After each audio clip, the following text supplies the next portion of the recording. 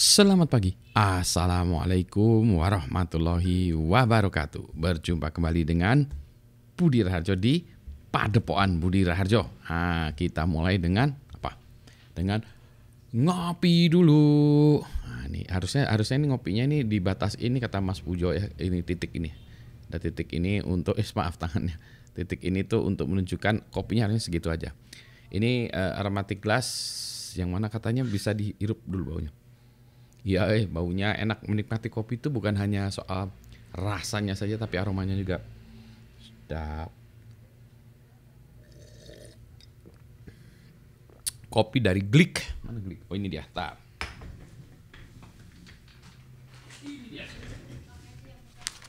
Glick. Ya, dari kalau yang Gandola Lembang. Siap. Kita bahas soal belajar dari dunia maya. Jadi saya memulai membuat pelajaran di internet itu sudah lama ya, sejak saya memulai main dengan World Wide Web. Berarti tahun 90-an sekian. World Wide Web dikembangkan oleh Tim Berners-Lee mungkin 91, 92 gitu ya. Saya ngoprek pas zamannya masih awal-awal juga. Untuk menunjukkan bahwa World Wide Web punya masa depan yang cerah, saya buat homepage dulu, homepage tentang Indonesia dan homepage pribadi. Nah, materi-materi kuliah saya simpan di sana. Tapi pada zaman dahulu karena bandwidth masih kecil, saya hanya menyimpan file PDF ya di situ. Kemudian dunia bertambah, makin kencang internet, makin mudah membuat konten dalam bentuk video. Dulunya saya hanya banyak nulis buat HTML, blog gitu ya, homepage karena paling gampang buatnya. Tinggal tulis-tulis selesai. Buat video waktu itu susah.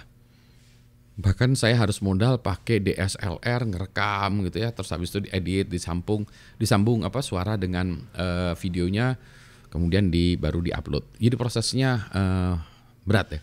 Sekarang dengan adanya handphone, tinggal orang buat konten lewat handphone. Nah, saya sekarang juga membuatnya lewat webcam dan mikrofon masuk komputer langsung tanpa proses edit. Jadi prosesnya bisa lebih cepat kalau kita nulis teks biasa.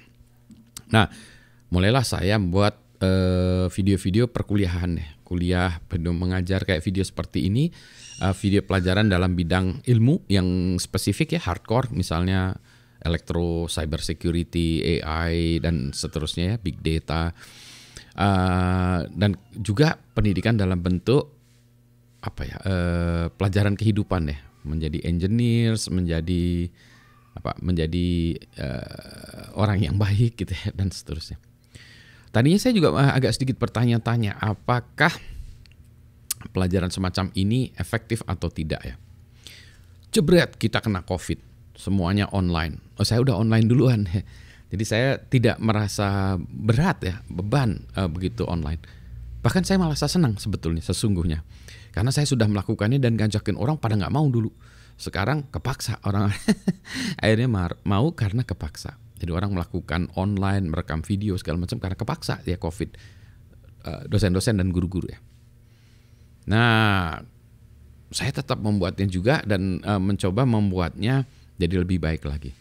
Tetapi dengan karakter yang seperti saya gini ya, saya tidak ingin terlalu ribet ya, nggak pengen kontennya diperbaiki, dibagus-bagusin, apa adanya aja ya.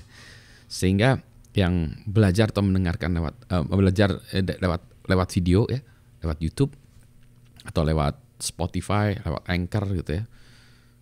Ya melihat apa adanya. Tidak ada yang dipercantik gitu ya, supaya tambah keren, enggak, ini apa adanya aja. Sehingga sama seperti kalau Anda melihat saya ngajar di kelas ya, keenakannya bentuk seperti ini adalah saya bisa ngajar dengan mahasiswa atau siswa dari mana saja. Kalau secara fisik Anda harus datang ke Bandung, ya, ke ITB, masuk kelas saya. Kelasnya terbatas juga ukurannya.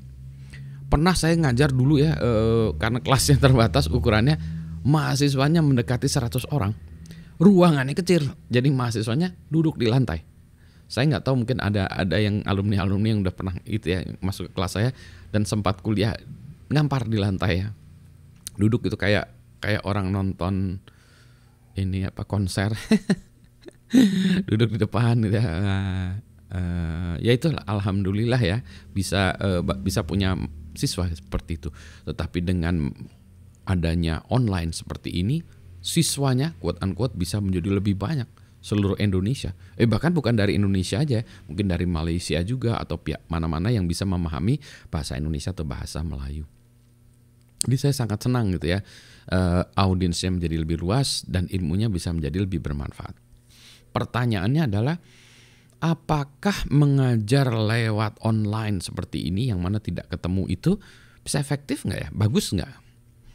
Nah itu pertanyaan yang memang harus kita teliti lebih lanjut ya. Dari sekian misalnya dari 100 siswa hasilnya menjadi lebih bagus atau enggak atau gimana lah ya, kita harus lihat. Memang harus kita teliti. Tetapi, nah ada tetapinya lagi. Tapi belajar dengan ketemu langsung itu lebih baik nggak? Oh tentu saja jauh lebih baik. Jadi kalau Anda datang ketemu langsung dengan saya, belajar di depan saya, bisa berinteraksi, jauh lebih baik? Yes. No question. Tidak ada pertanyaan bagi saya bahwa itu lebih efektif secara pembelajarannya gitu ya.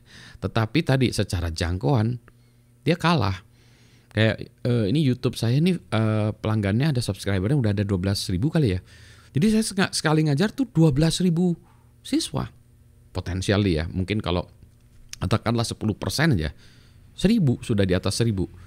Nah kalau saya ngajar kelas biasa fisik paling banyak sekarang 30, 40 orang, 50 lah ya mungkin, 50 orang.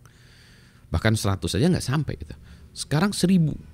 Jadi, nah kalau dari kacamata audiens ya menjangkaunya tuh lebih bagus. Tapi katakanlah tadi kalau ketemu dengan saya belajarnya bisa 90% gitu ya. Effectiveness-nya jadi bisa apa yang saya ceritakan tuh bisa terserap secara 90%. Mungkin kalau online seperti gini tuh mungkin kurang ya. Memang mungkin 75% ya. Tapi kan bisa di rewind, bisa diulang lagi ya, diputar ulang gitu. Gitu ya. Jadi di sisi saya ini lebih baik. Di sisi siswanya, nah Pak, saya pengennya belajar langsung. Ya memang belajar langsung baik. Tapi kalau lewat jarak jauh pun atau tidak ketemu dosennya bisa nggak? Bisa. Saya akan ambil contoh ini dari beberapa orang, terutama Pak Buntoro yang mengingatkan saya bahwa belajar itu bisa kepada orang-orang yang tidak langsung fisik kita akses berguru itu. Contohnya kita contoh di pewayangan, wayang. Wayang ada tokoh yang namanya Pal Gunadi. Nah, coba nanti Anda cari ya tokoh wayang namanya Pal Gunadi. Pal Gunadi ini ini Pal Gunadi ini orang biasa gitu ya, ingin belajar memanah ya. Kalau di sana kan berguru ya. Dan dia mendengar bahwa guru manah terbaik itu adalah Dorna. Ya, Dorna. Ajar terbaik adalah Dorna. Maka Pal Gunadi ingin berguru kepada yang terbaik. Itulah selalu ya, berguru itu kepada yang terbaik. Ya, jangan berguru kepada sembarangan ya. Kalau Anda sekarang punya akses banyak ke akses di internet, bergurulah kepada orang yang terbaik dalam bidang ilmunya. Jangan orang yang pandai bicara aja, tapi yang benar-benar memang pandai ilmu. Oke, pergilah Pal Gunadi menemui Dorna. Cek, minta ngajarin. Bagi Dorna, dia tidak ingin mengajarin Pal Gunadi. Maka dia ngeles.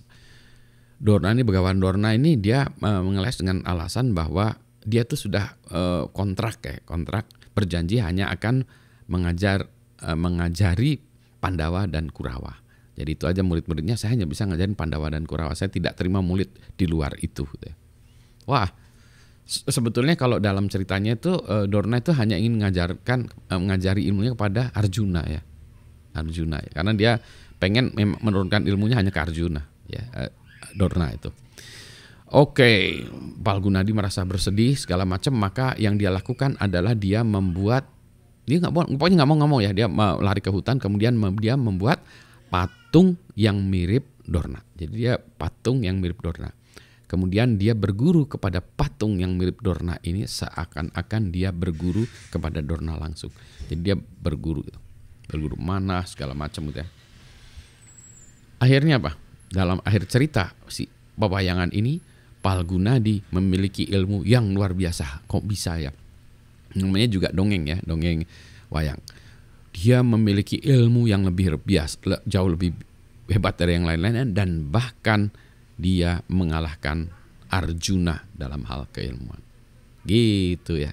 Keren kan ya, bahwa berguru kepada guru virtual bisa mengalahkan orang yang berguru kepada berguru aslinya. Ya. Ini zaman dulu belum ada internet, belum ada komputer, ya. Gitu ya. Jadi itu untuk menunjukkan bahwa bisa juga. Tapi tentu saja jumlah Palgunadi di luar sana itu sangat terbatas. Tidak banyak orang yang bisa seperti Palgunadi ya, Palgunadi ini.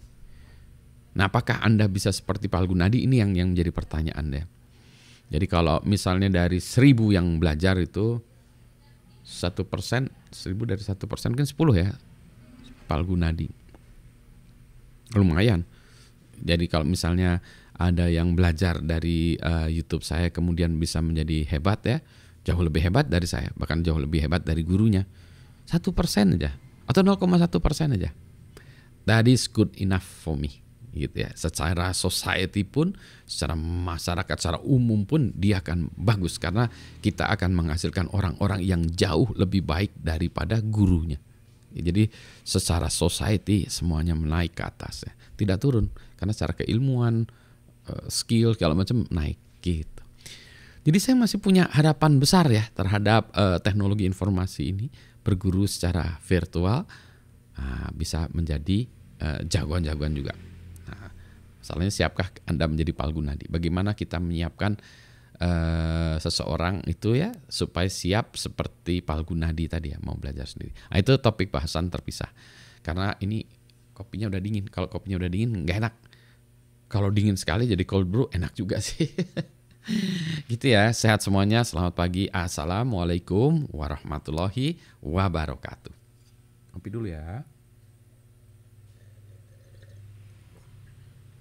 Ya ngenah pisan kopina. Aduh. Enak sekali kopinya. Alhamdulillah. Masih boleh ngopi, masih bisa ngopi, masih bisa merasakan enaknya kopi gitu ya. Dan punya akses pada kopi yang enak. Harus pantas disyukuri nih gitu ya. Ngopi dulu ya.